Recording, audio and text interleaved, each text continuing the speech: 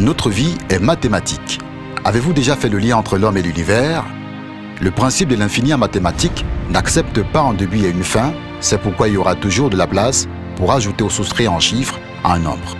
Donc, comme nous ne pouvons pas savoir ce qui se cache derrière l'infini, nous commencerons notre présentation au niveau de la matière qui s'est agrégée pour créer la première étoile il y a 13,5 milliards d'années. L'explosion de la mort de cette étoile primitive en accord avec la loi mathématique qui explique que tout objet dans l'univers doit finir par mourir.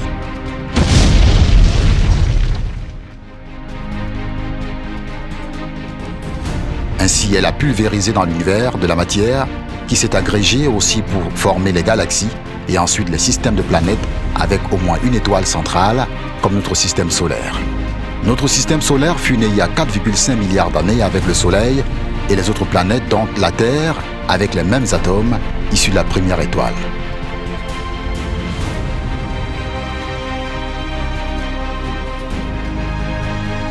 Ensuite arrivent à la fin les humains, 2,2 millions d'années constitués des mêmes atomes issus de la première étoile.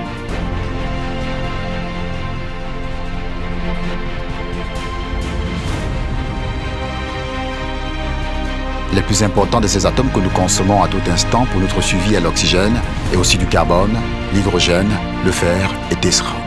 En consommant ces atomes pour nourrir les êtres que sont les cellules de notre corps, dont les spermatozoïdes venant de notre père et l'ovule venant de notre mère.